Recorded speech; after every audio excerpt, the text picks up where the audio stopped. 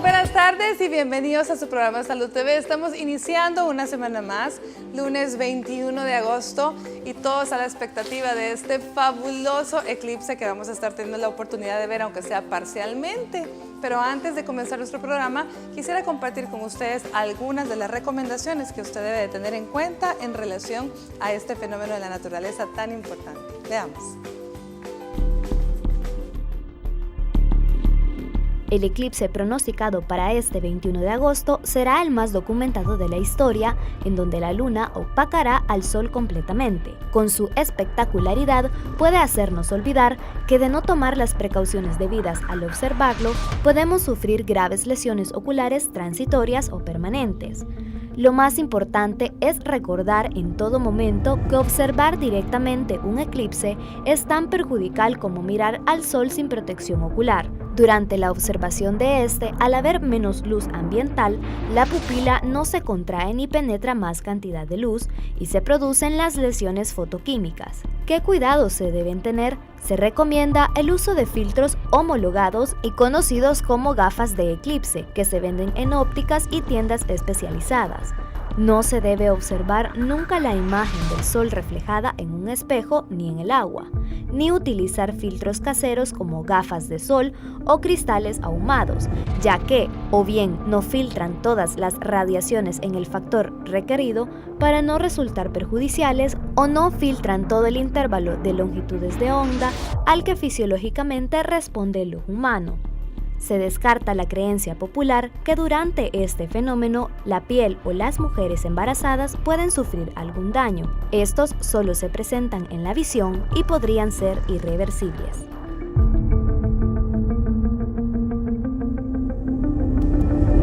Bueno, ya escucharon las recomendaciones. Recuerde, por favor, no verlo directamente, no verlo de ninguna de las formas que ya se mencionó, pues el daño a los ojos puede ser no inmediatamente, pero sí puede ser serio a futuro. No nos estemos arriesgando, no permitamos que nuestros niños se arriesguen.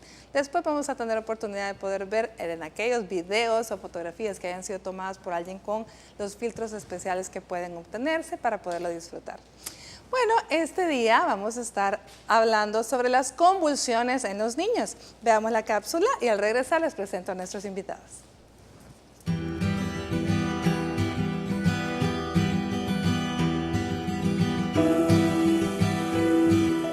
La expresión crisis convulsiva o ataque convulsivo se refiere a una disfunción cerebral súbita o repentina que hace que la persona se desplome y presente otras anomalías de carácter temporal en el funcionamiento del cerebro, que a menudo van acompañadas de cambios en el nivel de conciencia o pérdidas de la misma. La mayoría de estas están provocadas por descargas eléctricas que se producen por desvanecimientos a causa de la reducción de la irrigación sanguínea cerebral. Los síntomas pueden variar en función de la parte del cerebro implicada, pero suelen incluir sensaciones fuera de lo común, espasmos musculares incontrolables y pérdida de la conciencia. En los niños, estas crisis pueden ser causadas por la fiebre y resulta aterradora para cualquier padre o cuidador. Sin embargo, la mayoría de las veces estas no causan ningún daño. Por lo regular, el niño no tiene un problema de salud más serio a largo plazo. Ocurren con mayor frecuencia en niños sanos de 9 meses a 5 años de edad. Los pequeños son los más afectados y a menudo son de origen hereditario. La mayoría de estas crisis ocurren en las primeras 24 horas de una enfermedad. Es posible que no se presenten cuando la fiebre está más alta. Un resfriado o enfermedad viral pueden detonar una convulsión febril. Para conocer más a profundidad esta anomalía, quédese en sintonía de su programa Salud TV. Nuestro staff de médicos estará guiando e informando sobre este tema muy importante. Acompáñenos.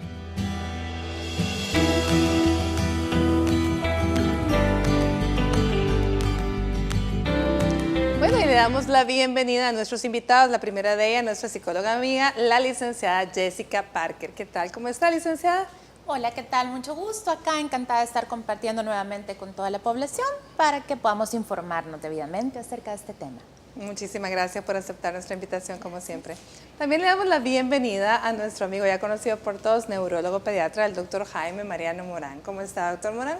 ¿Qué tal? Es un gusto estar con ustedes en este día especial del eclipse, un tema que me apasiona mucho, las convulsiones. Gracias por invitarme. Y miren que me está molestando, porque está molestando que dice que yo me vestí de rojo para protegerme del eclipse. ¿Eh? Y no solo usted, también la otra invitada se vistió de rojo. Estos son mitos, señores. Por cierto que vale la pena aclararlo. No es necesario que si usted que está embarazada se vista de rojo, si no lo está tampoco, no pasa nada. Las únicas recomendaciones son las que ya mencionábamos previamente en la nota y son pues dadas también por la Sociedad de Oftalmólogos de nuestro país de que no hay que ver directamente el eclipse. Pero por lo demás estamos de rojo porque así nos sentíamos hoy. No moleste, doctor. Bueno, y le damos la bienvenida también a nuestra pediatra neonatóloga, la doctora Ana Janet Palomo. ¿Qué tal? ¿Cómo está? Hola, doctora, muchas gracias por la invitación. La verdad, muy contenta de acompañarlos este día y para revisar este tema que es de suma importancia para nuestra población pediátrica. Y para su defensa, doctora, ese no es rojo, ¿verdad? Este es color vino. Este es vino. Muy bien. Bueno, ya vimos un poco en la cápsula. Realmente esta patología es quizás de los temores más grandes en cualquier padre. La verdad es que cualquier patología que afecte a nuestros niños es una cosa que realmente genera mucho estrés, mucha ansiedad. Pero en los primeros años de vida, las convulsiones, cada vez que hay una calenturita, es de lo que más le tiene miedo a toda la gente, porque considera que con esto ya puede quedar realmente dañado para toda la vida. Y todo eso vamos a estar platicando ahora. Comencemos hablando un poco de las convulsiones en general en los niños para ir viendo luego cómo los tipos de convulsiones, clasificaciones, etcétera. Convulsión es prácticamente el evento que uno ve, cuando el niño cae en el suelo o cuando el niño tiene un evento de desconexión o algún movimiento anormal que nos llame la atención, eso es lo que llamamos convulsión. Y cuando estas se ven repetitivas y no asociadas a fiebre, se llaman epilepsias. Una convulsión no es nada más que un grupo de neuronas. En el cerebro hay millones de neuronas. Todas son eléctricas, como unas pequeñas baterías, que trabajan todas sincronizadas. Pues cuando un grupo de estas neuronas se desincroniza, o sea, empieza a hacer desorden allá arriba y se descarga todo al mismo tiempo, eso es lo que conocemos como una convulsión. La convulsión es entonces la manifestación física de una descarga eléctrica que tenemos en el cerebro. Muy bien, entonces, ¿pero qué ocasiona esas descargas eléctricas, doctor? Muchas causas. Lo que se tocó en la cápsula, por ejemplo, es lo que conocemos como convulsiones febriles. Las convulsiones febriles son, como muy bien lo dijeron ahí, crisis que se producen entre los 6 meses, se baja un poquito, ahí dijeron 9, 6 meses y se persisten más o menos hasta los 5 o 6 años. En esta hay una región del cerebro que se llama hipotálamo, que es la encargada de ser como el termostato del cerebro. Este regula la temperatura del cerebro. Entonces empieza a subir la temperatura y cuando la temperatura empieza a subir, no cuando ya está hirviendo el niño, cuando empieza a subir, ese termostato se dispara, como cuando se disparan los dados de una casa. Entonces se apaga y el niño tiene la crisis convulsiva. Y en el caso de las epilepsias, pues bueno, más del 60 o 70% la causa es desconocida. Uno le envía todos los exámenes como tomografías, resonancias magnéticas y se tiene un cerebro normal. Y en el otro 30% se llaman sintomáticas porque uno sí logra encontrar un defecto. Malformaciones congénitas, historias de golpes, historias de que en el periodo de nacimiento, al nacer, el niño tuvo complicaciones como falta de oxígeno, circular de cordón u otras causas que pudieron haber habido al momento del nacimiento. Muy interesante esto que está mencionando, esta forma de explicarlo, qué bonito realmente al hacer la comparación con los dados de una casa eléctrica que se desconectan al haber realmente esta alteración en el termostato. Por lo tanto, no hay que esperar que el niño esté hirviendo y eso quisiera que la doctora Paloma nos ayudara un poco porque quiere decir que todos los niños están expuestos, ¿sí? Así es. Bueno, las convulsiones febriles, como ya el doctor nos mencionaba, pues tienen un grupo de edad específica. Entre los 6 meses, 5 o 6 años, pero es bien importante, doctora, que nosotros en casa, que tenemos bebés, tengamos siempre un termómetro a mano, ¿verdad? Eso es una herramienta importante porque a medida que nosotros sentamos irritado, con aumento de la temperatura al bebé, tenemos que corroborar y al mismo tiempo medicar a nuestro bebé para evitar que, como nos dice el doctor, ¿verdad?, esa temperatura suba y se pueda presentar una convulsión febril. Muy bien, bueno, vámonos a una pausa comercial y al regresar vamos con más del tema. Ahorita disfrute del avance TN21.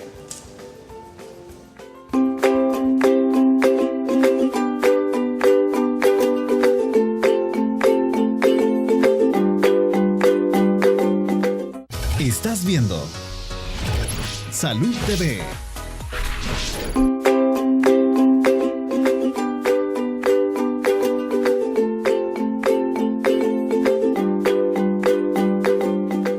Bueno, continuamos con nuestro programa y quisiera que escucháramos las declaraciones que dio el doctor Rolando Macís, jefe de vigilancia del Ministerio de Salud Pública, y el doctor Héctor Ramos, internista epidemiólogo, al respecto a la alarma que tenemos por el incremento en los casos de neumonía debido al virus sincitial respiratorio. Veamos.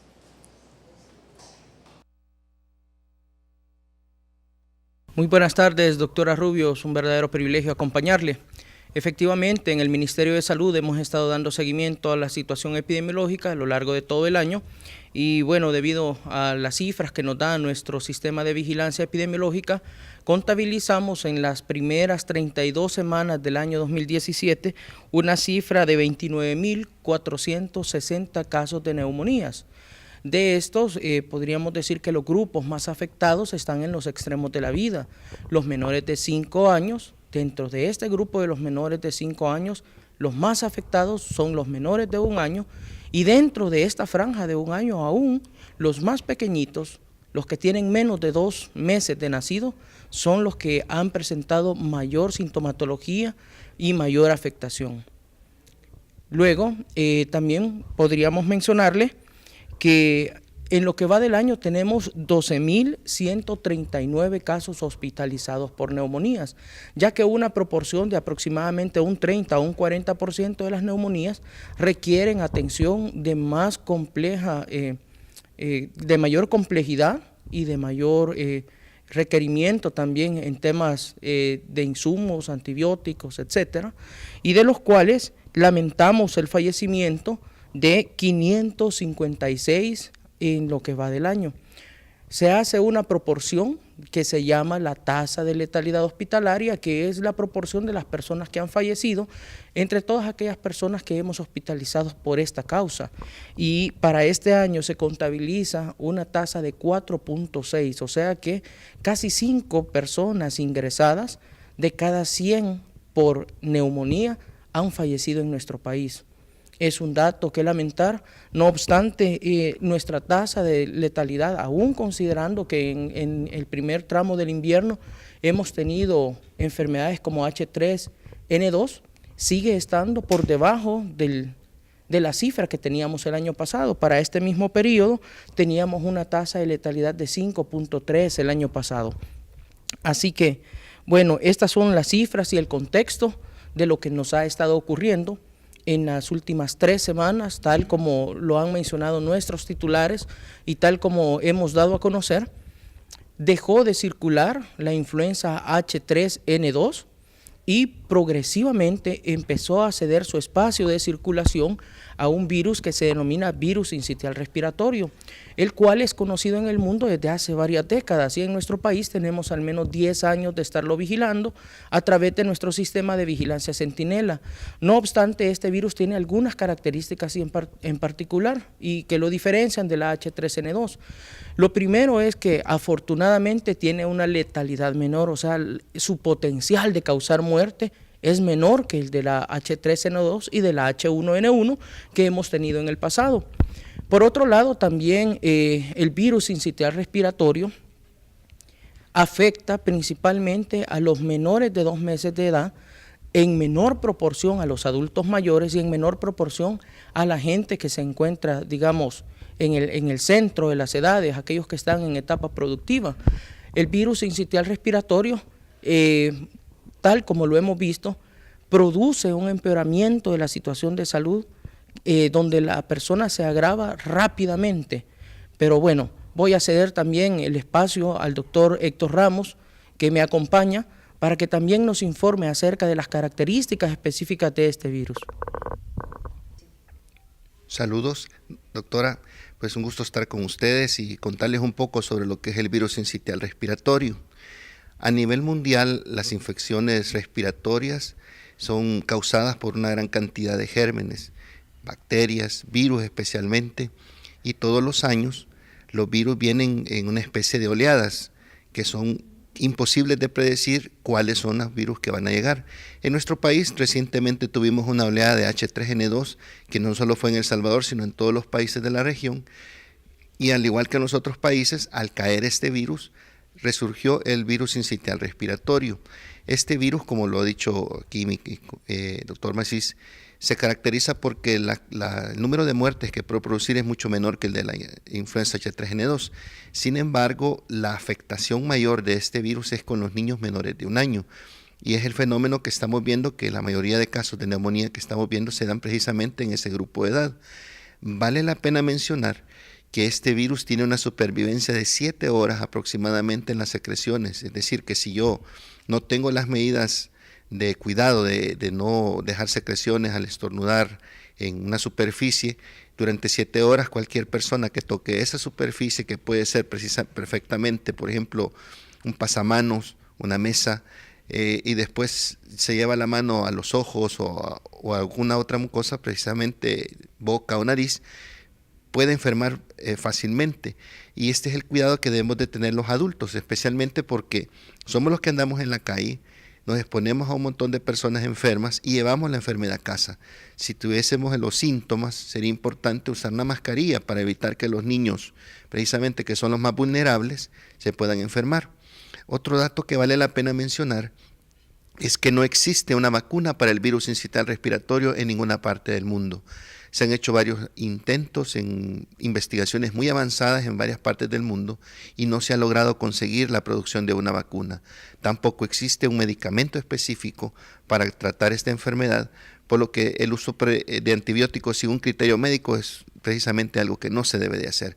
Ahí es un llamado que le queremos hacer a la población, que ante a la aparición de un cuadro respiratorio, especialmente en niños pequeños, evite automedicarlos, evite estar utilizando cosas que no sean recetadas por un médico. Es importante la consulta temprana para evitar complicaciones que puedan presentarse en estos niños. Bueno, muchísimas gracias a los doctores que nos dieron la posición oficial del Ministerio de Salud. Usted que está en casita, manténgase atento, estos son los datos. No crea otras cosas que no vengan de una fuente fidedigna, y lo que sí tiene que hacer es acatar las recomendaciones, especialmente las últimas dadas acerca de la higiene, aseo de manos, el protegerse si estornuda, si tose, el lavado y el cuidado de los niños. Consultar tempranamente, no automedicar, para que puedan controlar la fiebre y evitar complicaciones. Bueno, vamos a ver el sondeo de este día y continuamos con nuestro programa.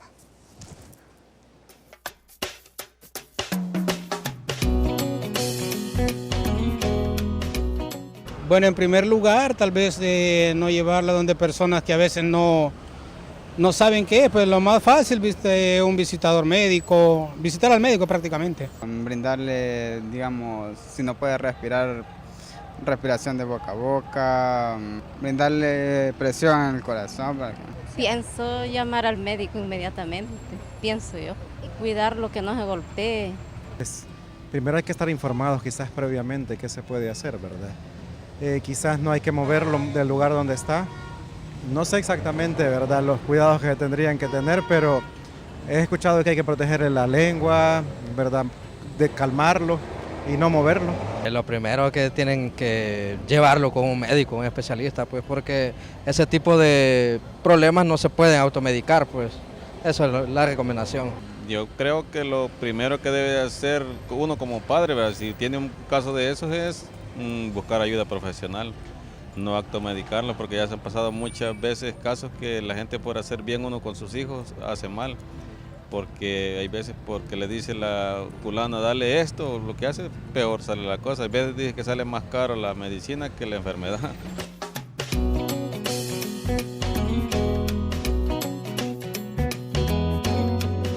Bueno, muy agradecidos a todas las personas que nos respondieron a nuestro sondeo siempre amablemente.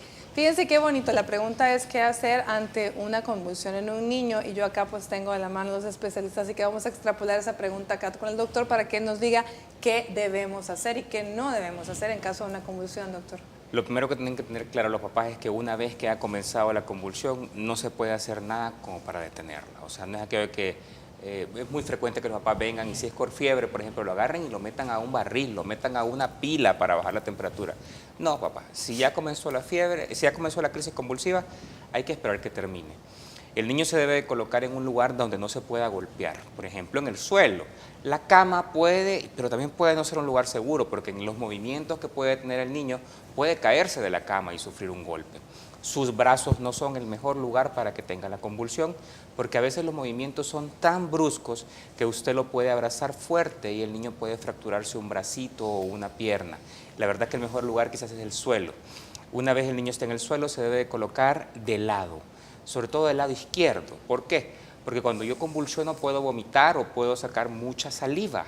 En ese problema me lo puedo tragar y si la saliva o el vómito se va para el pulmón, eso sí es muy grave.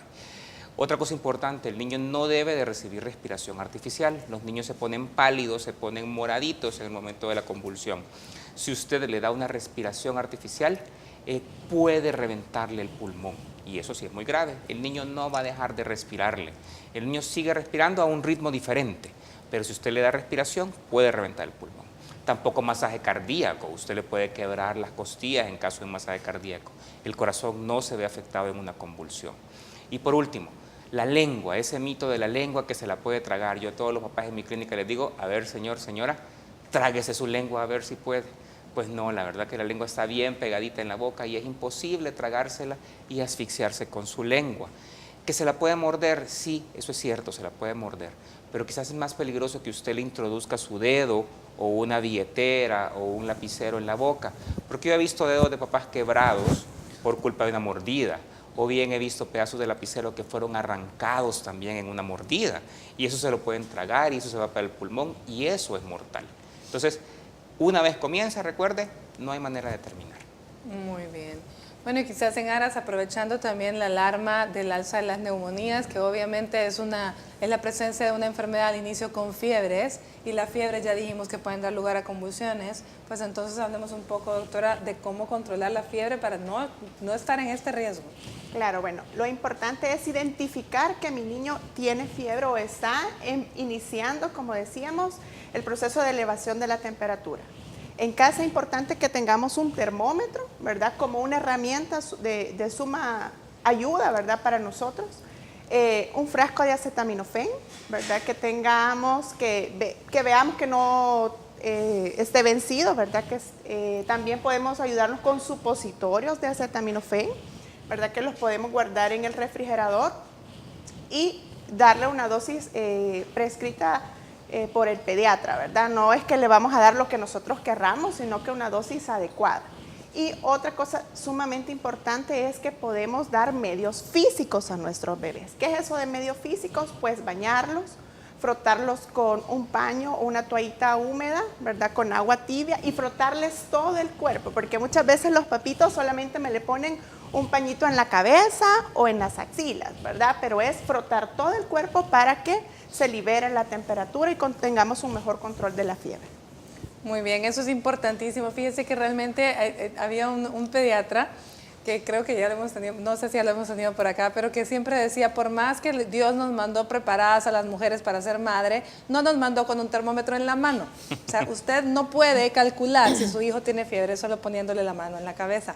Por favor, tenga un termómetro siempre en casa, especialmente si tiene niños y si tiene adultos, no importa, siempre un termómetro debe ser parte de nuestras herramientas que nos van a ayudar en un momento dado en casa. Bueno, ya hablamos un poco de las causas fisiológicas. Me gustaría darle paso a la licenciada Parker que nos hable un poco de esas causas emocionales que pueden ocasionar convulsiones, licenciada. Sí, la verdad que es muy importante dejar claro la diferencia entre una epilepsia y unas convulsiones que puedan tener un origen psicógeno.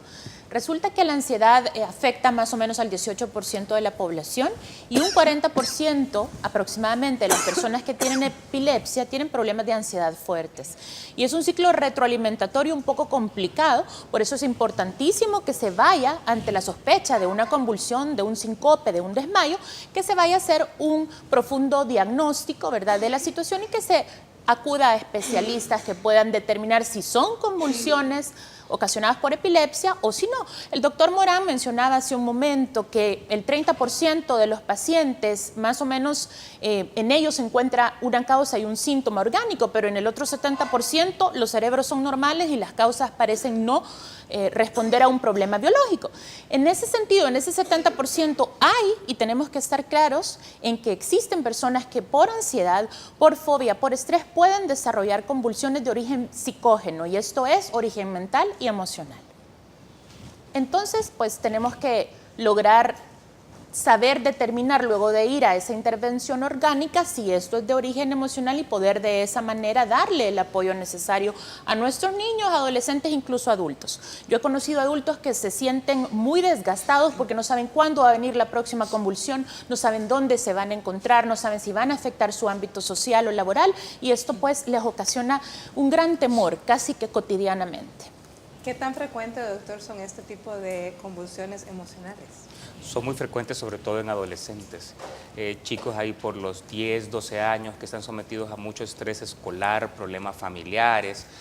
Muy frecuente, por ejemplo, en padres que están divorciándose y entonces de manera inconsciente, eso hay que quedar claro, los niños o los jóvenes no es que quieran molestar a su familia o molestar en el colegio queriendo simular una crisis. Realmente el niño cree que está teniendo una crisis y por eso actúa como que la está sucediendo. Entonces, eso es una forma en que a veces se hospitalizan y entonces logran tener a los dos padres en el hospital, logran integrar esa familia que se divorció, o bien niños, es muy frecuente en los periodos escolares de los colegios que son a veces difíciles, que los niños ya van a entrar a clases y empiezan con eventos que parecen convulsiones con tal de no ir a hacer los exámenes. Entonces, cuando uno tiene esa sospecha, uno tiene que hacer varios estudios. Como dice la licenciada, el principal y clave es un estudio que se llama videoelectroencefalograma. En el videoelectroencefalograma hay una cámara conectada al paciente, en el cuarto del paciente, y él está conectado al electroencefalograma y se está grabando toda la actividad cerebral. En ese momento le sucede ese evento que es sospechoso, porque te soy sincero, yo he caído muchas veces engañado con crisis psicógenas. Entonces, tienes el evento, pero el trazo del electroencefalograma, o sea, la gráfica que se produce, es normal, no varía, está exactamente como del evento. Y el niño está teniendo, o la niña, los saltos, los movimientos, el babeo, pero tú ves entonces en el estudio que eso no tiene correlación con el cerebro y entonces se te debe de ocurrir una crisis psicógena. Pero tampoco una crisis psicógena debe ser como lo primero que uno debe pensar, debe descartarse todo lo orgánico y por último lugar lo psicógeno. Ahora, me imagino que el factor, el común denominador en estos casos probablemente sea, o donde haya que sospecharlo al final por descarte, será en aquellos niños o adolescentes que nunca en la vida habían presentado una convulsión y que de pronto ante una situación, o son niños normalmente que ya tienen un diagnóstico de convulsiones y las generan en estos casos. Se puede dar los dos casos, pero como dijo muy bien la LIC, muchas veces esas son personas que ya tienen epilepsias, entonces como ya han sufrido, sí, ya conocen. Y también los medicamentos a veces tienen efectos adversos, a veces los medicamentos me producen ansiedad, a veces los medicamentos me producen depresiones y la crisis psicógena es una manifestación de la depresión, la crisis psicógena es una manifestación de la ansiedad. Pero también se dan niños que nunca tuvieron nada, niños que tenían, como te digo, un divorcio reciente de sus padres y empiezan con esos eventos para llamar la atención, pero es involuntario esto que estamos hablando. Ahora bien, también hay que tener muchísimo cuidado con estos últimos casos que usted menciona, en los cuales un niño que nunca había tenido y comienza con estos eventos y a la vez hay un proceso de divorcio o algo estresante en su casa, porque también podemos de repente equivocarnos y a lo mejor hay un tumor u otra cosa, me imagino, ¿no? Deben de hacerse todos los estudios respectivos, tomografías, resonancias, electroencefalogramas, y solamente si todo sale normal, entonces tú piensas que puedes tener una crisis psicógena. Muy bien, bueno, vámonos a un corte comercial y regresamos con más de Salud TV y el tema del día de hoy.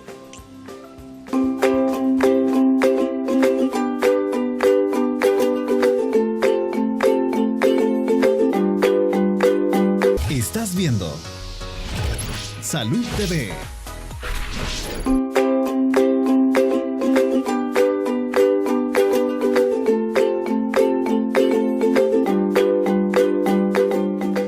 Bueno, buen provecho a usted que está almorzando y gracias por continuar con nosotros. Estamos hablando de las convulsiones de los niños, nuestra sección de mitos y verdades, ya usted sabe.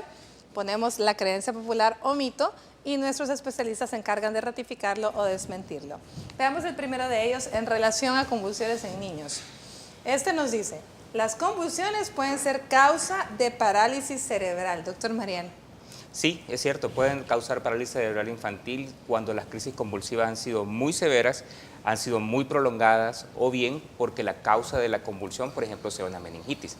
Pero también a veces lo que sucede es que ya tenemos una parálisis cerebral infantil y entonces tenemos convulsiones. Pero sí, el mito es cierto. O sea que no es tan mito, es real. Es real. Bueno, el siguiente nos habla sobre las convulsiones febriles y dice, solamente cuando se tiene fiebre alta hay convulsiones, doctora Paloma. Bueno, eso es totalmente falso, ¿verdad? No solamente la fiebre alta nos puede causar una convulsión, sino que hay otras causas de convulsión, por lo tanto, cada vez que suceda un evento de esta índole es necesario consultar para identificar la causa. Muy bien, acá viene otro muy interesante para la licenciada Parker, que esto es nuevo que estamos escuchando y nos dice, veamos lo siguiente, este nos dice, las fobias son detonantes de convulsiones en los niños, licenciada Parker. A ver, lo que sucede es que hay una delgada línea entre la epilepsia y la ansiedad y lo que la ansiedad provoca en el cuerpo orgánico. Entonces, sí hay casos que hablábamos hace un momento, psicógenos, donde la causa de la convulsión viene siendo mental y emocional. Entonces, cuando alguien tiene mucha ansiedad o tiene un ataque de pánico o bien hay una fobia, sí puede desencadenar convulsiones, pero no necesariamente epilepsia. Pueden estar concomitantes ambas, pueden aparecer la epilepsia y la ansiedad, ahí es donde el cuadro se complica un poco más, pero sí. Es decir, no ocasionan epilepsia, pero sí pueden ocasionar convulsiones.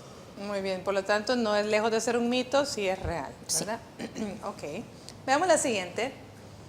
La siguiente nos dice, una convulsión de más de 2 minutos desarrolla la epilepsia, doctor Morán. No, para hacer una epilepsia usted tiene que tener 2 eventos convulsivos sin fiebre. No importa en qué momento de la vida, si uno fue cuando tenía 5 años y el otro cuando tenía 30 años, usted ya tuvo 2 convulsiones con fiebre, usted tiene una epilepsia.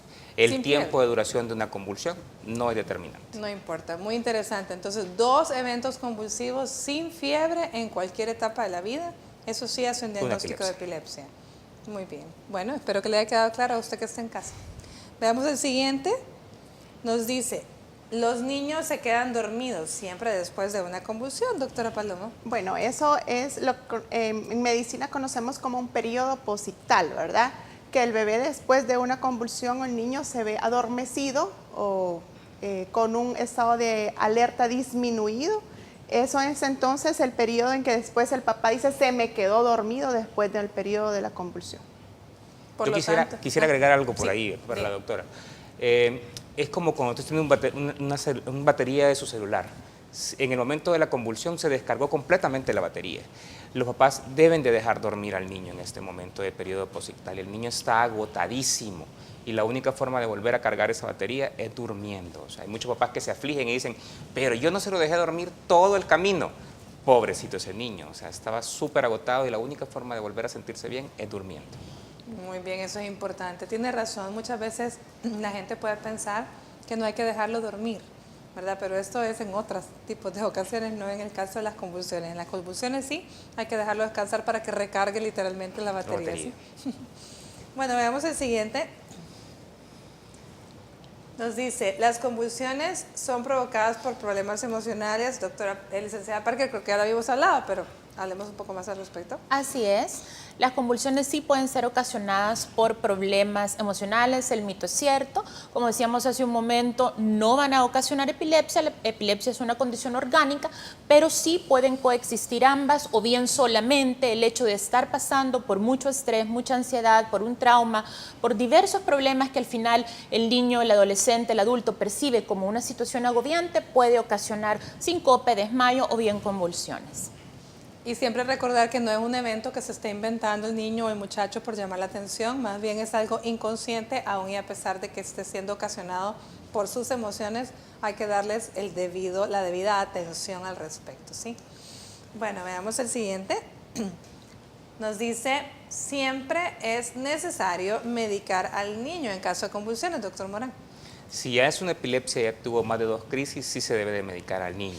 Pero en caso, por ejemplo, de una crisis convulsiva única, o sea, un único evento que ha tenido, se hacen todos los estudios, el electroencefalograma, estudio de imagen, y si son normales, se le puede dar un lapso de espera y de vigilancia. Si no se vuelve a repetir, muy bien, nos quedamos sin medicamento, pero si sí repite, tenemos que usar medicina.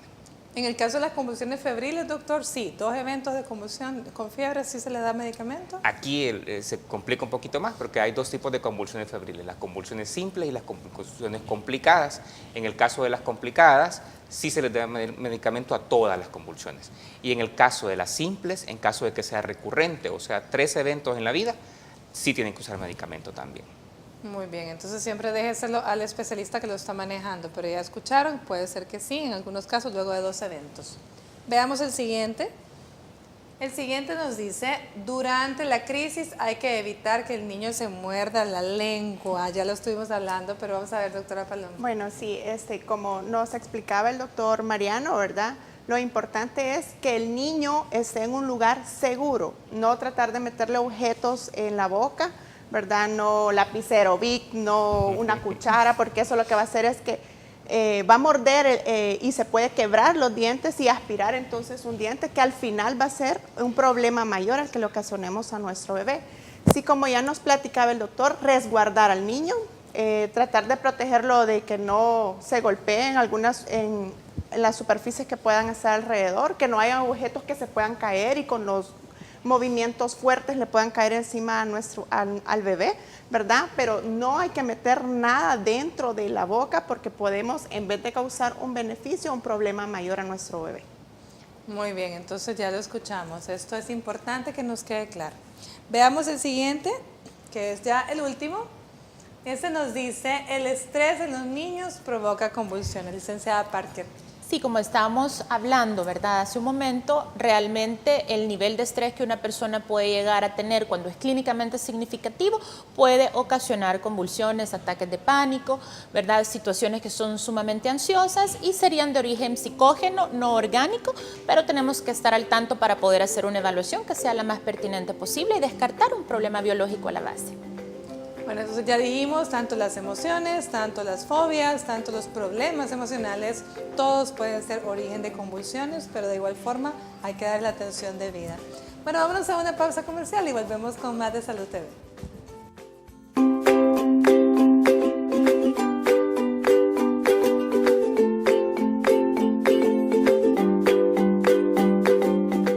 Estás viendo Salud TV.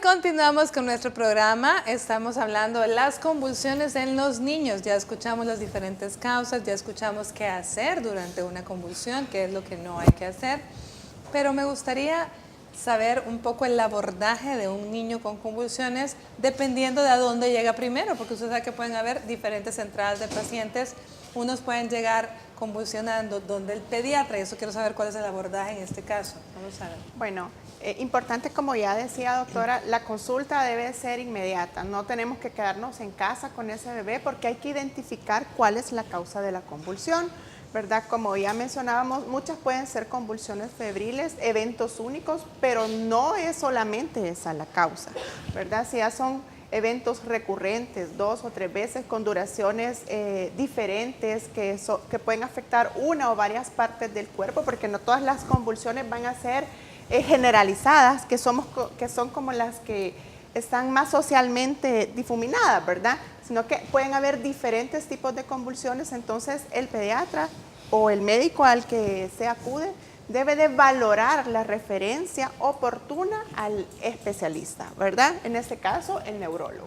Yo creo que lo más difícil en estos casos, pregunto, doctora, y el doctor Morán me puede ayudar también, ha de ser que el que identifiquen una convulsión en un neonato, porque yo creo que identificar una convulsión en un niño más grande o en un adolescente, pues si se presenta como tónico-clónica, como ya lo hemos mencionado, con todos los movimientos espasmódicos que incluso caen al suelo, pero en un bebé Bueno. Las convulsiones son un poco más sutiles, ¿sí? Sí, exacto, doctora. Las convulsiones en los neonatos, que es el periodo que ocupa desde recién nacido hasta los 28 días, son convulsiones sutiles, como usted lo menciona, y pueden ser focalizadas, ¿verdad? En un miembro o en chupeteo, por ejemplo, que vemos que el bebé nada más está haciendo como movimientos de succión, o en un ojito que está haciendo un parpadeo progresivo, ¿verdad? Y que la mamá lo toca, obviamente no va a ceder ese movimiento, entonces eso debe de ser estudiado, debe de identificarse cuál es la causa, porque muchas veces pueden ser procesos infecciosos, enfermedades metabólicas graves, ¿verdad?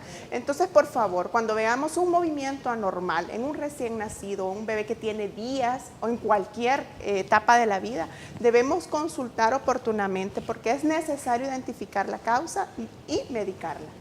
Muy bien. Ya media vez se lo llegan, ya sea referido por la doctora, por el médico general. Cuando usted recibe a un niño, doctor, el abordaje, ¿qué exámenes le manda? ¿Solamente el electroencefalograma con video o hay algo más? Lo primero que se debe hacer es una buena exploración neurológica. La exploración neurológica es bien prolongada, bien larga, porque se examinan muchas partes del sistema nervioso. Si es normal, uno siempre manda de entrada un electroencefalograma. No es necesario el video electroencefalograma. El electroencefalograma es un estudio que dura normalmente media hora. Si este sale anormal, uno puede considerar mandar algún estudio de imagen como una tomografía o resonancia magnética. Ya con todo este paquete de estudios, uno puede decidir junto con el padre cuál es el tratamiento que sea quizás mejor para cada niño. Muy bien, entonces ya sabemos de entrada, por lo menos el examen físico importantísimo, la evaluación neurológica y el electroencefalograma normal. Y dependiendo de lo que vaya siguiendo, Más estudios, ¿verdad? o medicamentos. Más estudios o medicamentos. Bueno, vámonos a una pausa y al regresar le preguntamos a la licenciada Parker entonces cuando ellos lo reciben, cómo es el abordaje. Ya volvemos.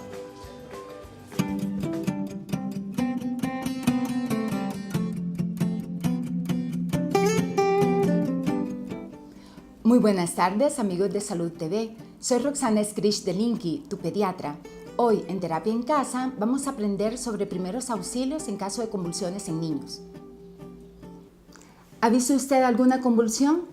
¿Le atemoriza estar frente a una de ellas? Cuando un niño convulsione, usted debe hacer lo siguiente. Intente calmarse y concéntrese en atender al niño. Proteja al niño de todo peligro, retirando todos los objetos que están alrededor para que no se golpee. Cuídele la cabeza colocando sus manos un cojín debajo de ella. Coloque su cuerpo y su cabeza de lado para evitar que con sus secreciones o su saliva se atragante. Fíjese en la hora para que pueda medir el tiempo y duración de la convulsión porque es un dato bien importante para cuando vaya a la emergencia, para hacerle el diagnóstico. Observe cómo respira, cómo se mueve, la coloración, la temperatura, los movimientos que realiza, para poder hacer un buen diagnóstico cuando llegue a la consulta de emergencia. Bájele la fiebre con agua tibia, frotándole todo el cuerpo. ¿Qué es lo que no debe hacer? No le deje solo, ¿verdad? No le trate de detener los movimientos porque puede lesionarlo. No le abra la boca ni le introduzca ningún objeto en ella porque le puede lastimar. No intente despertarlo porque el niño está inconsciente y él va a reaccionar espontáneamente. No le dé respiración artificial porque no es necesario. Él tiene presente su pulso y su respiración.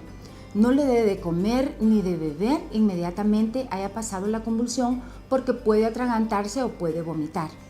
Y finalmente, llévelo inmediatamente a consulta de emergencia para que le hagan un buen examen físico, le determinen la causa y le hagan un diagnóstico y tratamiento adecuado.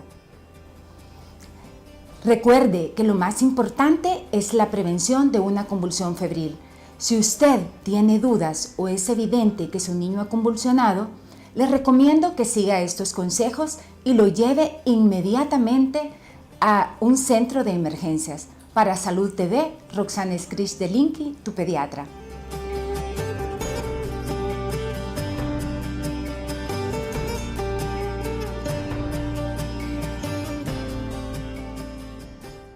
Estás viendo Salud TV.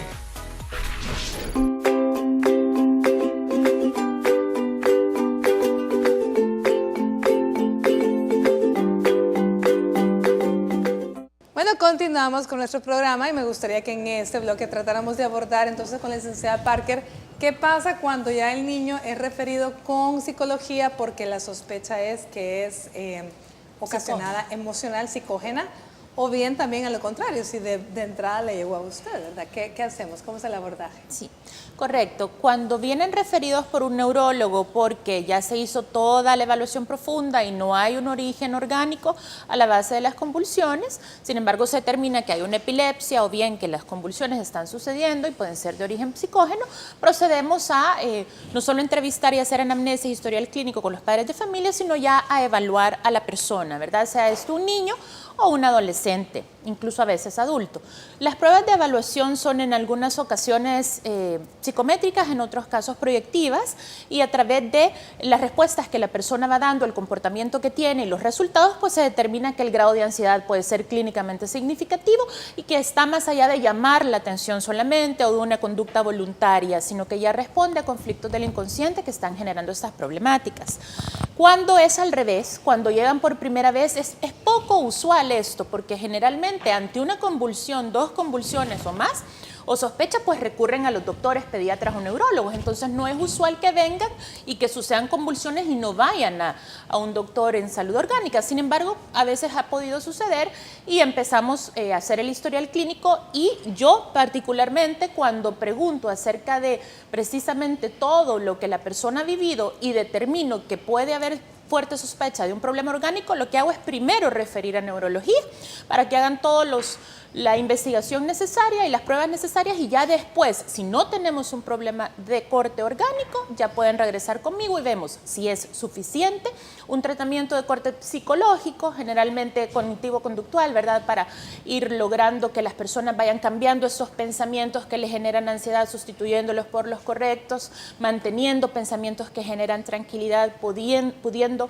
realizar estrategias de autocontrol, de autorrelajación, entre otros aspectos, y superando traumas o fijaciones, o si es necesario tener el apoyo psiquiátrico, como es en el caso del trastorno de ansiedad generalizada, con síntomas fuertes de ataques de pánico recurrentes, o el trastorno obsesivo compulsivo, entre otros. Muy bien, entonces el tratamiento pues básicamente es medidas de autocontrol, de relajación y de ver las cosas positivas. ¿Qué hay del tratamiento médico cuando la causa no es psicógena, doctor? Ya hablamos que se le va a dar solamente a aquellos niños que ya llevan más de 2 convulsiones. Tenemos un abanico de opciones tremendamente grande en la parte farmacológica, pero lo más importante para poder dar un tratamiento es hacer un diagnóstico apropiado. Las crisis en general se clasifican como crisis parciales, según comentaba la doctora, que solo son en una parte del cuerpo, o las crisis generalizadas son en todo el cuerpo. Entonces, siendo eso un criterio, hay algunos fármacos que son mejores para las parciales y otros que son mejores para las generalizadas. Otro criterio también es la edad. Algunos medicamentos son muy buenos para los recién nacidos, pero no tan buenos para niños más grandes. Entonces también debemos de ver qué grupo de edad tenemos. Y luego a veces nos toca también, digamos, como tantear.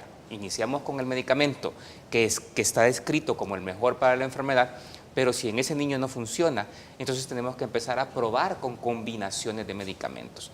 Algunos niños se controlan muy bien con un medicamento, pero otros niños necesitan politerapia. Eso significa que vamos a ir agregando en el transcurso de los meses u años otro medicamento, un tercer medicamento y en algunos casos hasta 4 medicamentos. Cuando no funcionan las politerapias, como última opción también tenemos la cirugía. Existe la cirugía de epilepsia, aquí en El Salvador es algo que está en pañales, pero que ya comenzó. En este caso de la cirugía de epilepsia, no les funcionan los medicamentos, hay muchos efectos secundarios del medicamento, y entonces en la cirugía se escogen los lugares o puntos del cerebro que están descargando esos grupos de neuronas que dijimos que tenían chispitas, y entonces el neurocirujano, con equipo muy especializado, va a cortar o va a detener el funcionamiento de esas células que están funcionando con descargas anormales. Bueno, por lo tanto quiere decir que el tratamiento no es un tratamiento estático, es un tratamiento dinámico que puede ir cambiando en el paso del tiempo con el niño. Va a ir creciendo y cambiando. Pregunta, ¿puede de repente en qué momento se le va a quitar el medicamento a un niño o si se curan? Porque esta es una cuestión que a veces uno escucha en las clínicas, no, yo convulsioné y me dieron tratamiento hasta tantos años y después ya no. Excelente pregunta. Si hay un daño orgánico, o sea que en la resonancia, en la tomografía hay un daño cerebral, quizás la probabilidad de quitar el medicamento sea difícil. Pero si el cerebro es normal, si tú ya tienes 2 años muy bien controlado y los electroencefalogramas son normales, el neurólogo va a empezar a retirar gradualmente el medicamento y probar y dejar en vigilancia por un periodo de hasta de 5 años.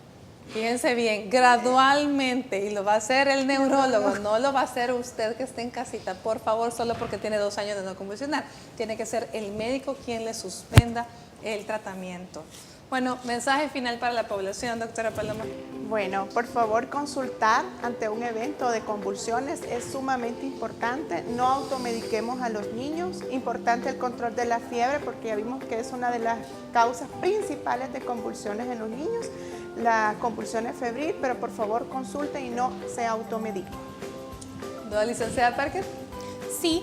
Sepamos diferenciar, ¿verdad? Sepamos llevar y acudir a nuestros hijos o bien a los adolescentes o adultos que necesiten ayuda, que presenten convulsiones, que sea un descarte orgánico, y cuando sea psicógeno recordemos que es involuntario, es inconsciente, la forma de procesar la información es diferente y tenemos que tener paciencia y ayudarles a ir gradualmente mermando la ansiedad para que puedan sobreponerse a este tipo de convulsiones. Muy bien, bueno, se nos terminó el tiempo, no me queda nada más que agradecerles, licenciada, doctora Paloma, doctor Morán, como siempre un gusto. Gracias a ustedes que nos acompañaron. El día de mañana hablaremos del trasplante renal. Por hoy yo les deseo que haga caso, que no esté queriendo ver el eclipse directamente y que Dios me los bendiga, que tengan una linda semana.